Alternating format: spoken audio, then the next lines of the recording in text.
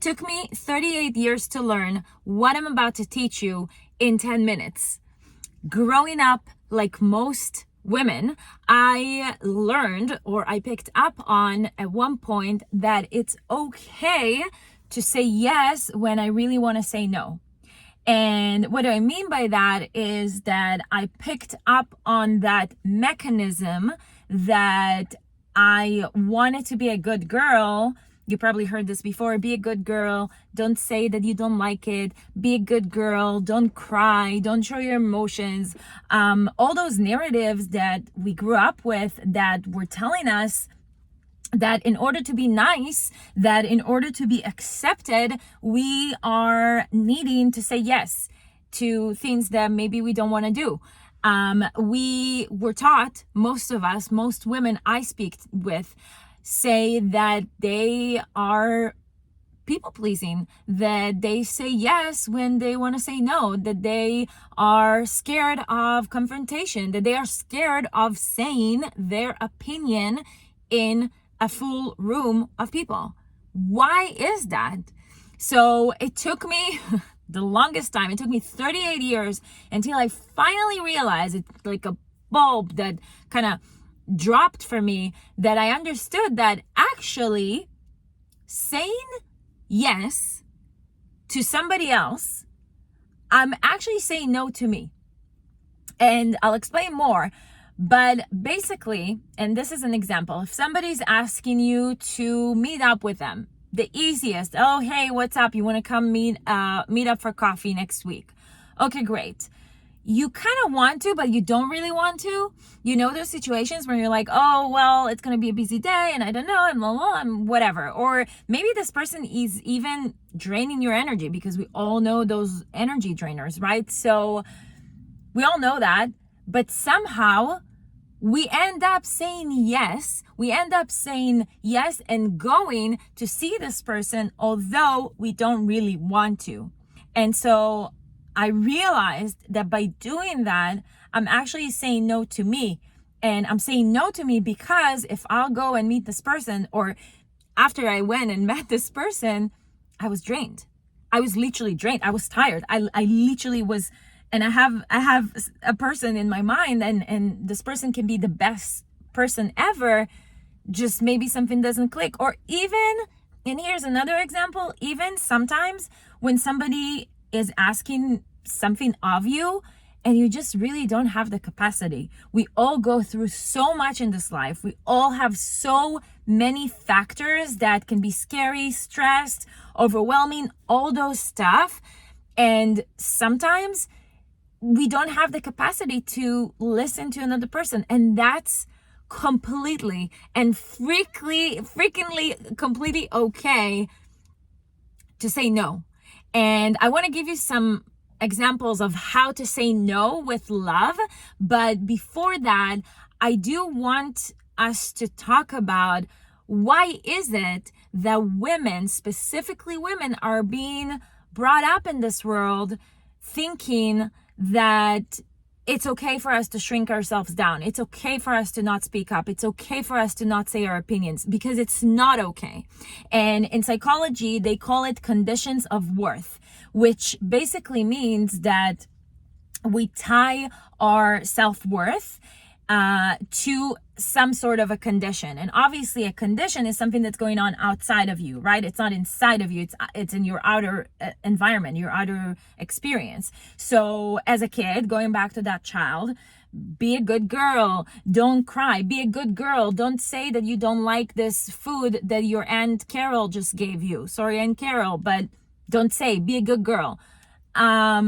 So what happens then is that we pick up on, okay, to be a good girl means that I will be accepted, self-worth, I'll be accepted, I'll be loved, right? I'll be liked. People will want to hang out with me. Well, as a child, like a 6-year-old, you don't think like that exactly, but as a 6-year-old, you might think like, oh, I just want my parents to love me. Oh, I just want my dad to be more around because he's so busy with his job. Oh, I just want my brothers to play with me, right? Like as a really small child, that's all you want. You want people to love you. You want to be safe. So we pick up on, oh, if I am being nice, if I am saying thank you all the time, if I'm saying yes to things that are bothering me, even though they are bothering me, and I say yes, it means that I'm a good girl. It means that I will be loved. It means that they will love me. And that is our biggest challenge. And if you are a people pleaser, I know in my heart that you so understand what I'm talking about. And if it hits home, stay with me, because I have some examples of how to shift that mindset and how to really learn how to listen to yourself, and really just speak up for yourself. So before that, for a second, I just want to add up and say that from my experience, when I understood that, I realized that when I say no to myself, it has bigger and heavier and bad not bad but negative consequences on my life. Because if I went with this friend, going back to that analogy with my friend that was draining me, let's say, and I said yes, and I came back home afterwards, I was drained, and I just didn't feel like doing anything for the next couple of hours. So what does that tell you? Oh, so okay, so then I spend my whole day just giving energy to this person when I did not have the energy to give, but I did it because I was operating from the mechanism that back then when I was 6, I thought that that's the way to be liked, that's the way for me to get love. And once I started working on my self-acceptance, on my self-love, that's when everything shifted. And I understood that saying yes to others is literally saying no to yourself. Now, here are the examples. Let's say somebody's asking you for a favor. Somebody's asking you to help them with planning an event. Somebody's planning an event and they want you to be there and help them and say, hey, what's up? What are you up to tomorrow? 5 p.m. I need you to blah, blah, blah. Okay. You don't want to do it. And it's okay. It's okay. You'll be accepted even if, and even if not, but I'll get that there too in a second. But you want to say, okay, if you don't want to go, you can say with love, hey, I really want to help you. I'm just going through a lot right now. I have a lot on my mind. I feel like at this point in my life, or at this point in time, in this season, I need to invest time in myself. I need to take care of myself. I'm very sorry I'm not going to be there. Thank you for understanding. How does that sound? It's so much different than I even saying it out loud, I felt a relief, but it's so much different than if you would have said yes, resent that person who hasn't been in those situations. Come on, I've been there 1,000 times. Especially if you're a people pleaser, you say yes, and the day before you're agonizing, you're overthinking, oh, I should have said no, I should have said that. And 5 minutes before you're like, oh shit, I need to go, blah, blah, blah. Like you're overthinking it, and like literally you just gave away a day of your life that you will never get back because you just was too scared to say no. Now, another example can be if a friend needs you to talk about something. Maybe the friend is going through something, and that's also okay, and it really happens. And your friend, let's say your friend wants a phone call and she says, hey, can you pick up the phone now? I really need to talk. And you're going through something yourself and you don't have that capacity, but you do still want to be a good friend. What you can say, and again, say no with love, is, hey, please send me a voice note, text me what happened. I'm going to listen to it.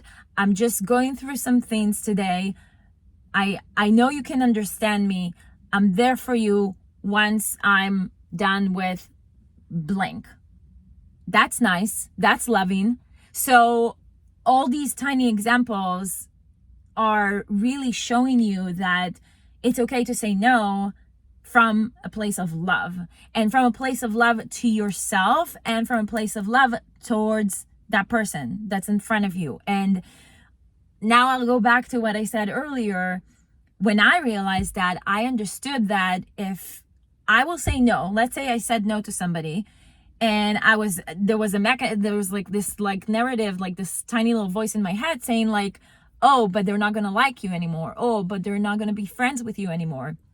When I heard that voice, I thought to myself, oh, but do I want to be friends with this person if they don't accept me as I am?